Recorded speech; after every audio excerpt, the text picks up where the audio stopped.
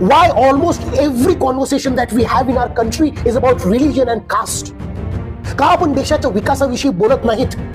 देशामध्ये ज्या भयंकर समस्या आहेत त्या समस्याविषयी आपण चर्चा का करत नाहीत? आज कुठलाही टीव्ही चॅनल उघडून बघा, एकतर जाती धर्माविषयी चर्चा, आपल्या डिस्क्रिमिनेशन विषयी चर्चा, किंवा भौगोलिक भेद, रंगभेद, प्रादेशिक भेद याविषयी चर्चा होते. तुम्हाला माहित आहे, आज भारतामध्ये दरवर्षी ॲव्हरेज 13,089 विद्यार्थी शाळेमध्ये जाणारी मुलं आत्महत्या करतात. त्याविषयी का चर्चा होत नाही?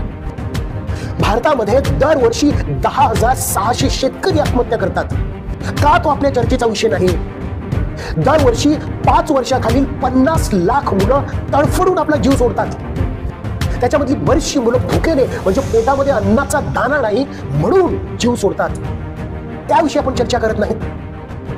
भारतामध्ये दरवर्षी 65,025 बलात्कार होतात आणि त्यापैकी 33,186 बलात्कार हे लहान मुलीवरती होतात.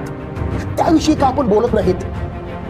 आज भारतामध्ये 3,30,00,000 युवक बेरोजगार आहेत. 42.7% ग्रॅज्युएट्स, त्यांना काहीच नोकरी नाही. त्याविषयी आपण चर्चा करत नाहीत. भारतामध्ये 16% लोकांना, म्हणजे 21 कोटी लोकांना आज व्यवस्थित पोटभर जेवण मिळत नाही. ते उपाशी झोपतात रोज. त्याविषयी चर्चा होत नाहीत. आज 15 कोटी मुलांनी युवक शिक्षणापासून वंचित आहेत. त्यांना बेसिक एज्युकेशन नाही. त्याविषयी चर्चा होत नाहीत. बस, इनफ अँड मोर. आता जाती धर्माविषयी चर्चा थांबवा. देशाच्या विकासाविषयी बोला, भयंकर समस्या सोडवण्याविषयी बोला.